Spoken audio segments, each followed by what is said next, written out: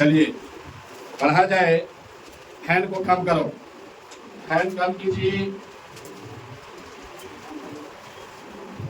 अब यहाँ पे हम लोग क्या पढ़ेंगे? त्रिकोणमिति। क्या पढ़ेंगे? त्रिकोणमिति पढ़ेंगे। त्रिकोणमिति अध्याय कितना है? 8.1 त्रिकोणमिति। त्रिकोणमिति अध्याय 10 में हम लोग इसलिए पढ़ते हैं किसी भी हाइट को मापने के लिए। जैसे कोई पूछेगा कि त्रिकोणमिति हमारे जीवन में कुछ प्रयोग करेंगे क्या? क्या जीवन में कोई रिलेटेड वर्क इससे हो सकता है?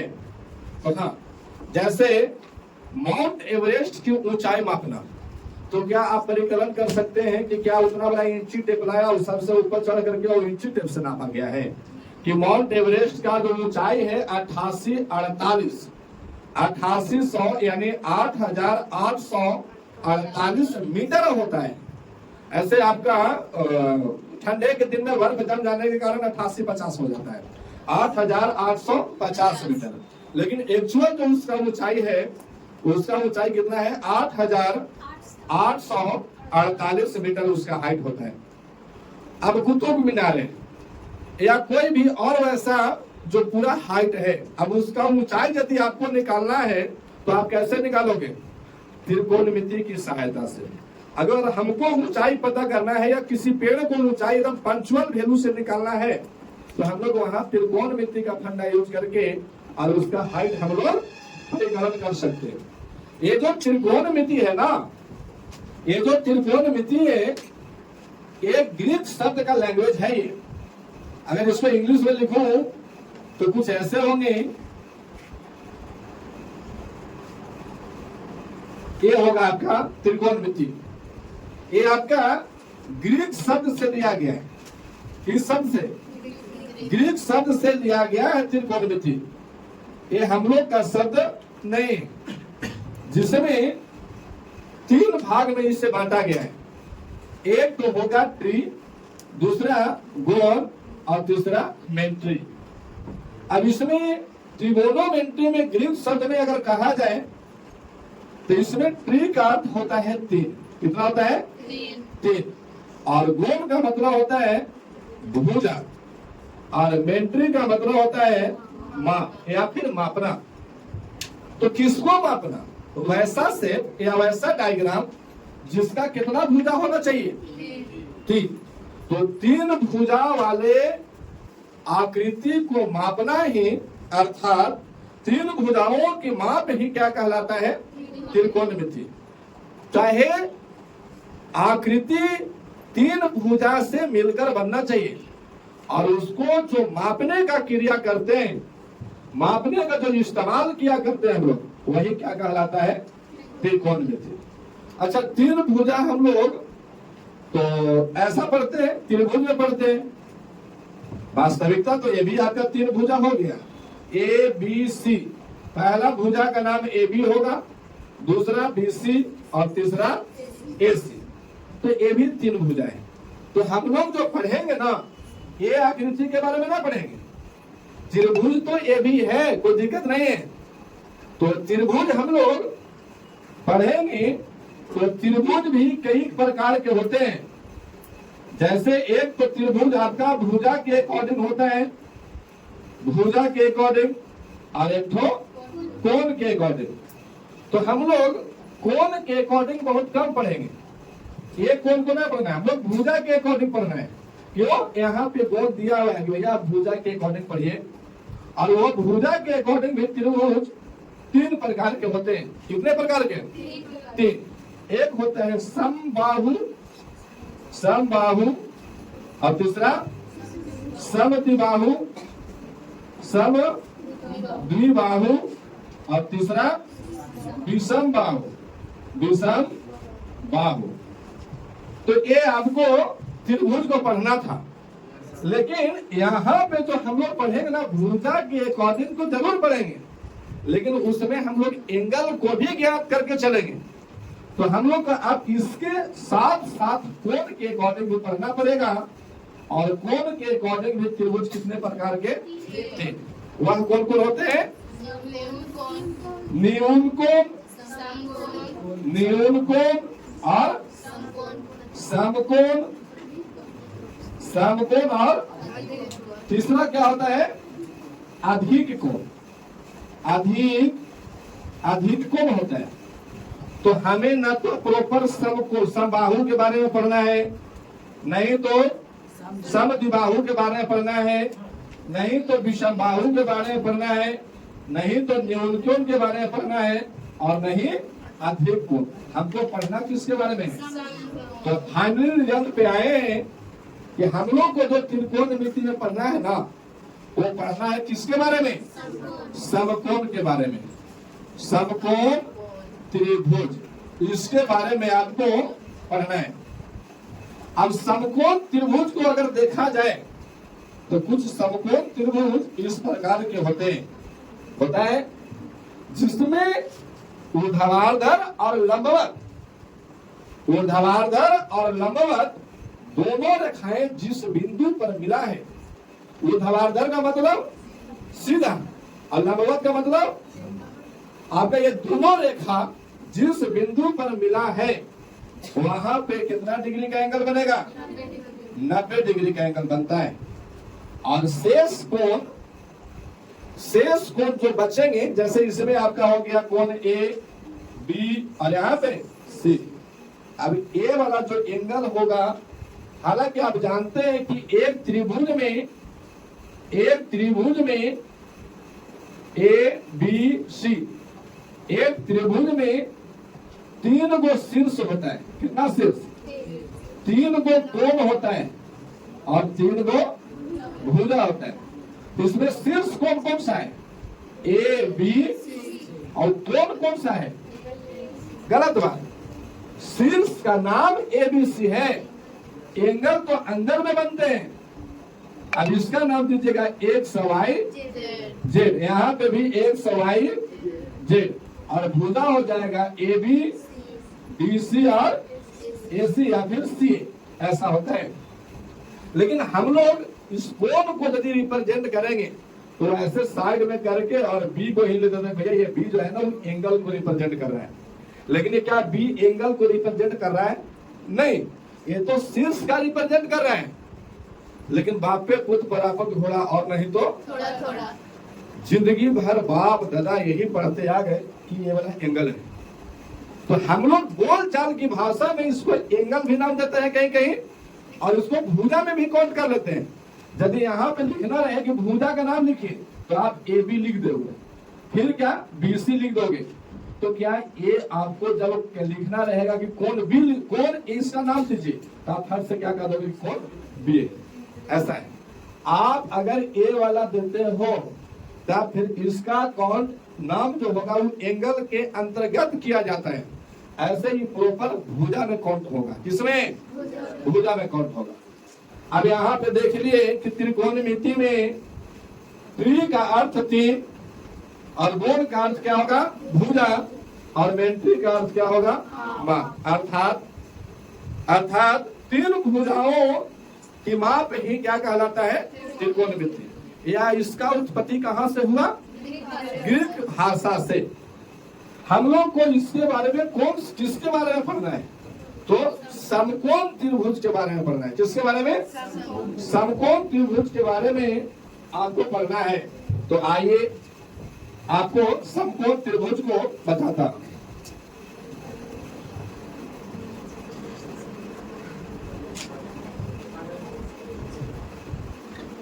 समकोण त्रिभुज देखिएगा। अब आइए यहाँ पे देखिए, ये आपका कौन सा त्रिभुज है? समकोण त्रिभुज। कौन सा त्रिभुज? इसमें नाम रिप्रेजेंट करूं तो A B और C। अच्छा बताओ, ए क्या एंगल है? नहीं, ये क्या है? शीर्ष है। लेकिन जब हम इस कंडीशन से लिखेंगे तो ये रिप्रेजेंट किसको करेगा? एंगल को, मतलब कोण को। ए लड़का, तुम्हें बाराती में अलग आ रहे, उठाओ उसको, बाराती में आ गए हैं? उतना ही शौक है तो जाओ ना, खून बनवा देते हैं, आज ही बन जाएगा। और बगल वाला गेस्ट रूम ले लेते हैं, चौकियों की सोफा उफा लगा रहेगा, नींद आएगा तो वहां जाके विराम करो। ऐसे आप लोग अगर सोचोगे, आप समझते हो कि नहीं कि ड्राइवर के बगल में सोने वाला आदमी नहीं बैठता है, कारण उसको देख करके नींद आ जाएगा। रतिया में क्या करते हो, ब्याह शादी हो लेना है। चलो देखो, आप बात समझिए, ताली भी है। चलो यहाँ पे देखा जाए, ए वाला एंगल क्या रहेगा, 90 डिग्री। कितना डिग्री, 90 डिग्री ये वाला एंगल रहेगा। ये जो एंगल है ना, इससे दो एंगल से बड़ा रहेगा। समझे बात को? जैसे इसमें एंगल ए भी है, एंगल बी भी है और एंगल सी। तो जो एंगल बी है, तो एंगल बी का वैल्यू कितना डिग्री है, 90 डिग्री। तो आप जानते हैं कि त्रिभुज चाहे छोटा हो, चाहे बड़ा हो, चाहे मंझला हो, चाहे छोटांकी हो, कोई सोलंकी रहे, बाकी कोण 180 डिग्री के बनेगा तो बनेगा, ठीक से हो। क्योंकि भुजा छोटा या बड़ा होने से कोण पर कोई भी प्रभाव ना पड़ेगा। अब मान लिया जाए यहाँ पे देखिए, ये कितना डिग्री के एंगल रिप्रेजेंट करेगा, यहाँ पे 90 का। अगर उसको इतना छोट कर दिए तो कोण बदल जाएगा। तो यहाँ पे भी ये तीनों कोण, यानी कोण ए, कोण बी, कोण सी, तीनों को मिला देंगे तो कितना डिग्री का एंगल, 180 का। 180 में जो कोण बी है वो एकदम अकेले 90 हासिल करके बैठल है। तो बाकी ये दोनों कोण मिला करके कितना डिग्री होना चाहिए, 90 होना चाहिए। कोई जरूरी नहीं है कि ये भी 45 रहे तो ये भी 45 रहे। हो सकता है कि ये 89 है तो ये 1 रहेगा, अगर ये 80 रहेगा तो ये 10 रहेगा, अगर ये 40 रहेगा तो ये 50 रहेगा। यही बात है ना। लेकिन मैं जो कह रहा हूं कि अगर ये 90 है तो ए एंगल 90 शेष एंगल यानी ए और एंगल सी से हमेशा क्या रहेगा, बड़ा। यानी एंगल भी बड़ा होगा हमेशा एंगल ए और एंगल सी से। हमेशा कोई भी आफत आ जाए लेकिन वो एंगल भी बड़ा रहेगा। यानी अगर अच्छा आप नाम में एक्सचेंज करके दे दीजिएगा, मान लिया जाए यहाँ पे एंगल ए दे दीजिए, यहाँ पे सी और यहाँ पे ए, सॉरी बी, तो फिर एंगल कौन वाला बड़ा रहेगा, एंगल ए।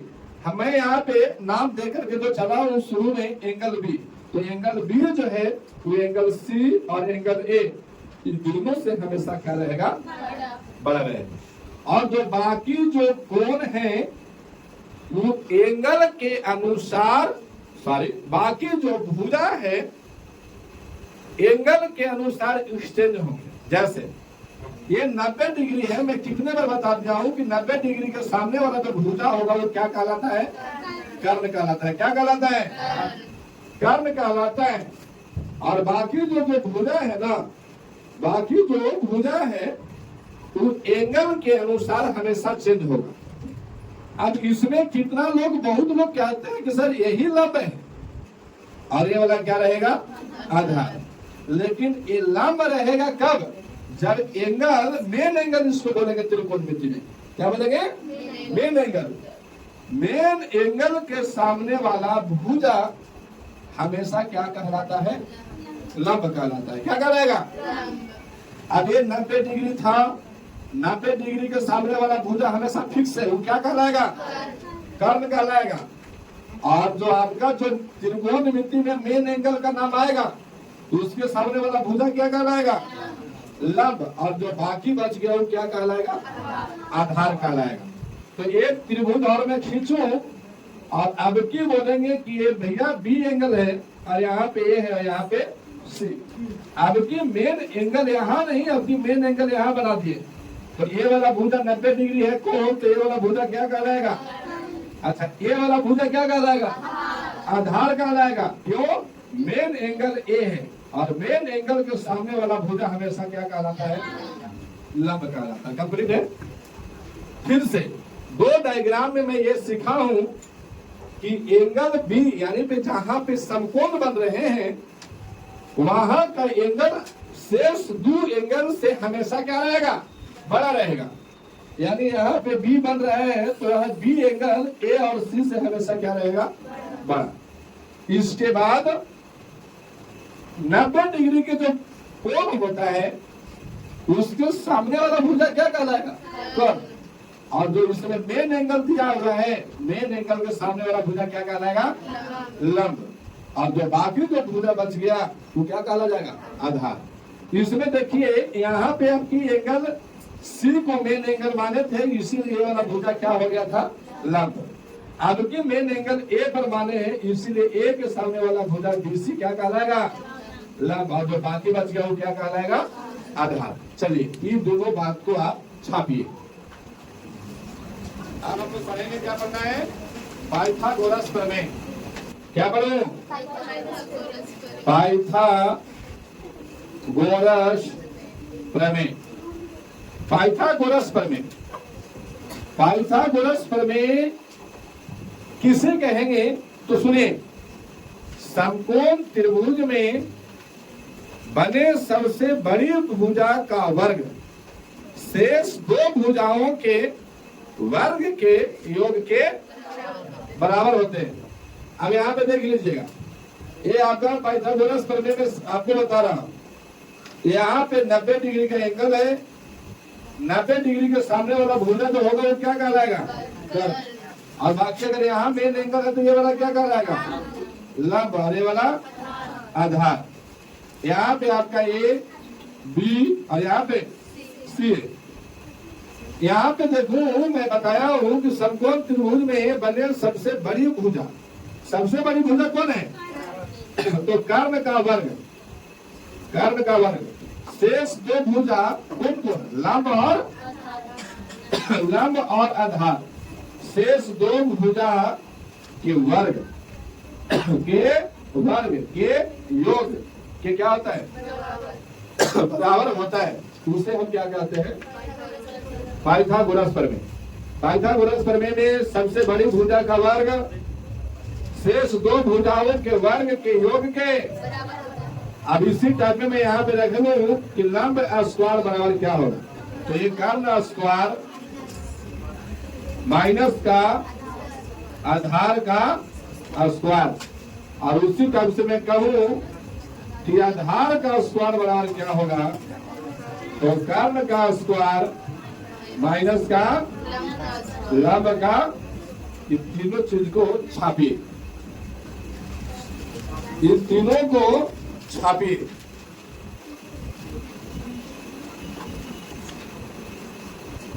छाप लिए, इरेज कर लूं। चलिए देखिए, अब आपको आगे देखना है त्रिकोणमितीय अनुपात। त्रिकोणमितीय अनुपात यहाँ पे लिखूंगा, त्रिकोणमितीय अनुपात। त्रिकोणमितीय अनुपात समकोण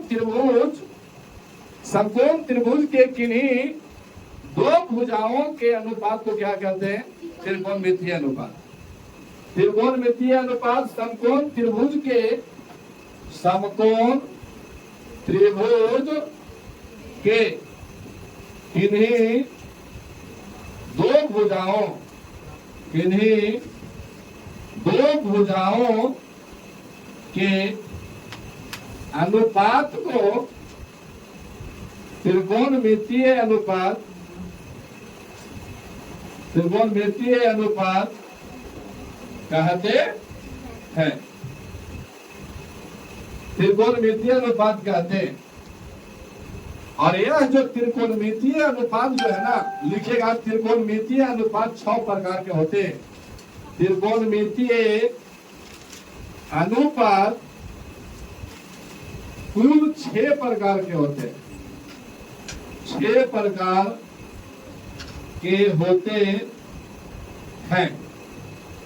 त्रिकोणमितीय अनुपात कितना प्रकार के, 6 प्रकार के। आइए समझते हैं कौन कौन। तो सबसे पहले होता है साइन। अच्छा, ये इसमें ये थीटा क्या है, ये एंगल को रिप्रेजेंट करेगा।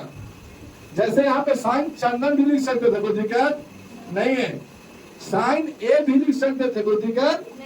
इसमें जो आपका कोई भी अलजेब्रिक टर्म या कोई भी सिंबल यदि रहे तो उसको बोलते हैं हम लोग, क्या बोलेंगे? एंगल बोलेंगे। क्या बोलेंगे? एंगल। जैसे यहाँ पे लिखेगा साइन और यहाँ पे थीटा, तो थीटा जो है ना वो कोण को रिप्रेजेंट करेगा। सोचे बात को? जैसे आपको एक त्रिभुज दे दिया गया, मान लीजिए एक त्रिभुज दे दिया गया आपको, ऐसे एक त्रिभुज है ए बी और सी, और यहाँ पे एंगल दे दिया कितना डिग्री? Theta degree. इसका मतलब साइन और थीटा, इसका मतलब जो ये आपका कर्व तो रहेगा ही रहेगा, लेकिन थीटा जो है आपको मेन एंगल है, इसके सामने वाला भुजा क्या रहेगा? लंब। और यही थीटा एक पर रहेगा तब भी इसी क्या रहता? लंब। अब यहाँ पे लंब हो गया तो ये क्या बच जाएगा? आपका आधार बच जाएगा। ये बता दिए। तो त्रिकोणमितीय अनुपात जो होता है वो 6 प्रकार के। कौन कौन? तो साइन, कॉस, और कौन सा? टेन, कॉसेक, सेक और सेक थीटा और कॉट थीटा। ये आपका 6 प्रकार के होते हैं, इसको छापिए। और एक आपका उल्टा भी होता है, जैसे साइन का उल्टा क्या रहेगा और कोस का उल्टा क्या रहेगा और टेन का उल्टा क्या रहेगा? कॉट। इतना को छापिए।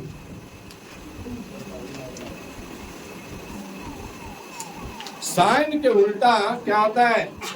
कॉस है। अब इसको इरेज करता हूं, इरेज इसको करो। चलिए देखा जाए, साइन का उल्टा क्या होता है? साइन का उल्टा होता है कॉसेक। कंप्लीट है। कॉस का उल्टा क्या होता है? कॉस का उल्टा होता है सेक। और टैन का उल्टा क्या होता है? कॉट।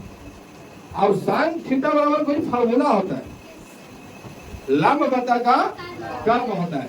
हिंदी में लिखूं, ये आपका लंब होता है और ये क्या होता है? कर्व। अच्छा, एक आता है त्रिभुज है, ये आपका एक त्रिभुज है ए बी और सी। एक ये आपका कर्व है, ये आधार है और ये आपका लंब है। यहाँ पे मेन एंगल है। तो हम कोई बोलेगा कि साइन थीटा का वैल्यू बताओ, तो तुमको क्या बताना होगा कि लंब बटेगा। और साइन का उल्टा कौन है? सही क्या हो जाएगा? कर्व बटेगा लंब। और कॉस का उल्टा, कॉस का क्या होता है फार्मूला? आधार बटेगा कर्व, तो इससे उल्टा क्या हो जाएगा? कर्व बटेगा आधार। टैन के क्या होता है? लंब बटेगा आधार, इसका उल्टा क्या हो जाएगा? आधार बटेगा लंब। ये आपका। अच्छा, इसमें आपको क्या में हाइपोटेनस भी कर सकते हैं। हाइपोटेनस ये आपका हो जाएगा बेस, और हो जाएगा परपेंडिकुलर। परपेंडिकुलर कंप्लीट है। अब यहाँ पे इंग्लिश में नाम लिखा रहेगा, तो लंब को क्या लिखा जाएगा? पी। और कर्ण को ए से, उल्टा हो जाएगा एच बाई पी। आधार को कॉस बटेगा आधार, कॉस कितना है? सॉरी, आधार बटेगा कर्व, आधार कितना है? बी और कर्व एच। उसी प्रकार से यहाँ पे क्या लिखेंगे? लंब कितना है? पी लिखेंगे। परपेंडिकुलर को पी और आधार क्या है? बी। तो इसका उल्टा क्या हो जाएगा? और इसका उल्टा, सॉरी, इसका उल्टा क्या हो जाएगा? H by B. चलो इतना छापो।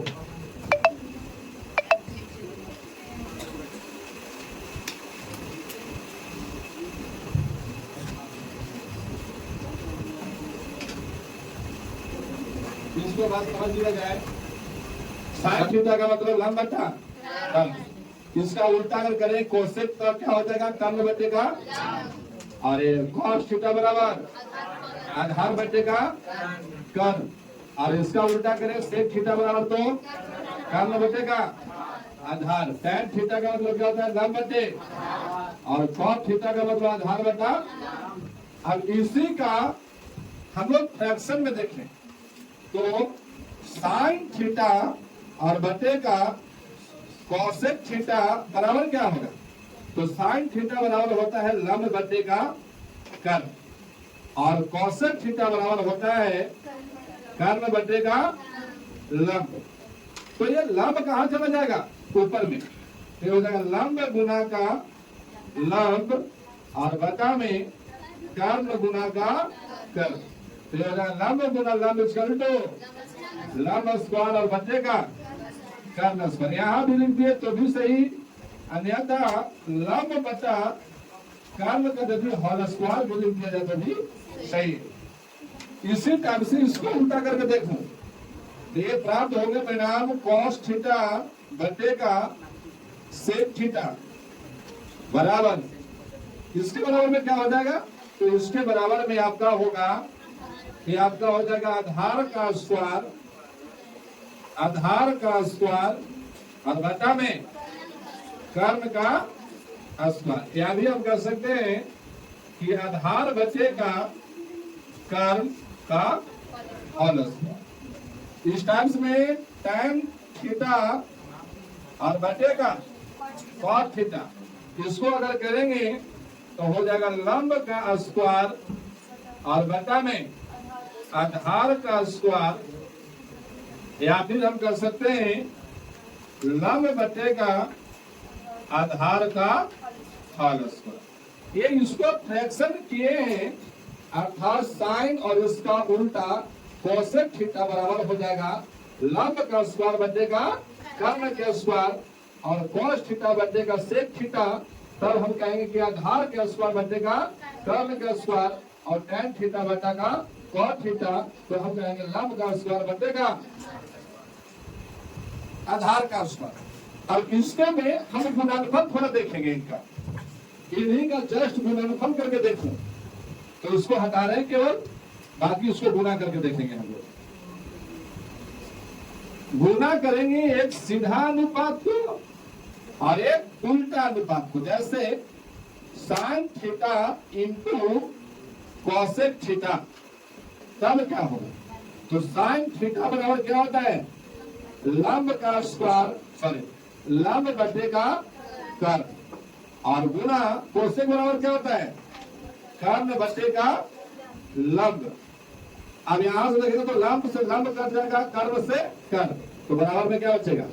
एक। तो हम कह सकते हैं कि sine theta into cosec theta बराबर क्या होता है? 1। इसी टाइप में मैं उसको देखूंगा कॉस थीटा और बटेगा, सॉरी बटेगा नहीं, इंटू का सेक थीटा। तो कॉस थीटा बराबर क्या होता है? आधार बटेगा कर्ण गुना कर्ण बटेगा आधार। ये आधार से आधार कर जाएंगे, कर्ण से कर्ण कर जाएगा, बचेगा क्या? तो हम कह सकते हैं कि कॉस थीटा और इंटू सेक थीटा बराबर क्या होता है? 1। इसी तरह पे इसको देखो tan theta into cos theta बराबर क्या होगा? तो tan थीटा बराबर होता है लंब और बटेगा आधार, और गुना ये होता है आधार और गुना का बटा में लंब। तो ये भी कर जाएगा, क्या बचेगा? 1।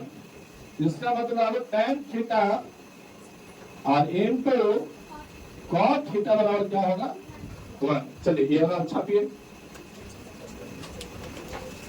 छापिए।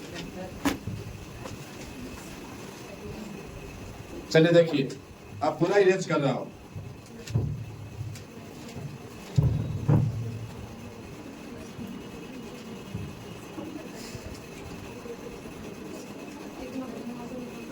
यहां पे आपका आया है sine theta into cosec theta बराबर कितना? 1। यहां पे आया है कॉस थीटा और इंटू में सेक थीटा बराबर, और यहाँ आया है tan theta into cos theta बराबर 1। इसको ऐसे भी तो लिख सकते हैं कि साइन थीटा बराबर 1 बटा क्या लिखेंगे? Cosec theta. क्यों? साइन थीटा को यहीं पे रख दिया, ये गुना में है, उधर जाके क्या हो गया? या फिर इसको ऐसे भी लिख सकते थे कि कॉसेक थीटा बराबर 1 बटेगा साइन थीटा। लिख सकते हैं, यहाँ क्या लिख सकता हूँ, कॉस थीटा बराबर 1 बटेगा सेक थीटा, और यहाँ सेक थीटा बराबर 1 बटेगा कॉस थीटा। इसको लिख सकते हैं tan थीटा बराबर 1 बटेगा कॉट थीटा, और यहाँ लिखेंगे कॉट थीटा बराबर 1 बटेगा tan थीटा। सब बराबर है, इसको भी छापिए, इसको भी छापिए। अब यहाँ पे देखेंगे साइन स्क्वायर थीटा और प्लस कॉस स्क्वायर थीटा बराबर क्या होता है 1। आइए इसको सिद्ध करो। साइन थीटा बराबर फार्मूला क्या लिखा था, लंब बटेगा कर्व, लंब बटेगा कर्व का होल स्क्वायर, मतलब उसका भी स्क्वायर और इसका भी, और प्लस कॉस स्क्वायर थीटा बराबर क्या लिख रहे थे, आधार बटेगा कर्व का होल स्क्वायर। अब यहाँ पे आप एलसीएम लीजिएगा तो क्या देना है, एलसीएम कर्ण स्क्वायर, कर्ण स्क्वायर से कर्ण स्क्वायर कट गया कितने बार में, तो यहाँ पे क्या बचेगा लंब का स्क्वायर, और प्लस का यहाँ क्या बचेगा आधार का स्क्वायर। अच्छा, लंब स्क्वायर जोड़ आधार स्क्वायर बराबर क्या होता है कर्ण स्क्वायर, और बटे में कर्ण स्क्वायर, दोनों कट गया तो क्या बचा एक। समझ बात को। अच्छा, इसी टाइप से आपका होता है सेक स्क्वायर माइनस का tan स्क्वायर बराबर में क्या होता है 1। इसको भी सिद्ध करना होगा, क्या लीजिए सेक बराबर क्या लिखा बताइए, कॉस का उल्टा क्या होता है सेक, तो यहाँ पे क्या हो जाएगा कर्ण स्क्वायर बटेगा आधार स्क्वायर, और माइनस है तो माइनस, tan बराबर क्या होता है लंब का स्क्वायर और बचेगा आधार का स्क्वायर। एलसीएम लीजिए तो क्या बचेंगे आधार का स्क्वायर, आधार स्क्वायर से आधार स्क्वायर कट गया, बच जाएगा क्या हो जाएगा कर्ण स्क्वायर माइनस का लंब स्क्वायर। पाइथागोरस प्रमेय में ढूंढिएगा, कर्ण स्क्वायर माइनस का लंब स्क्वायर चलते क्या होता है आधार स्क्वायर, और बटा में आधार स्क्वायर है आधार स्क्वायर, तो बराबर क्या बचेगा एक। उसी टाइप से होता है कॉसेक स्क्वायर थीटा और माइनस कॉट स्क्वायर थीटा बराबर में कितना एक। कोसेक साइन का उल्टा होता है, तो क्या हो जाएगा कर्ण बटेगा कर्ण स्क्वायर बटेगा लंब स्क्वायर, और माइनस कॉट का उल्टा क्या होता है आधार का स्क्वायर और बटेगा लंब का स्क्वायर।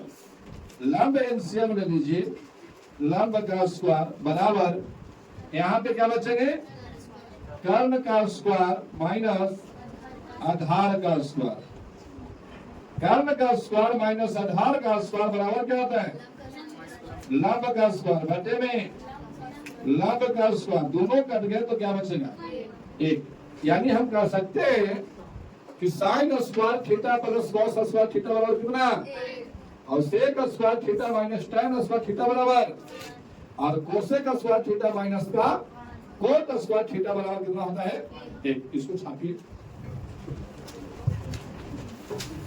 छापो।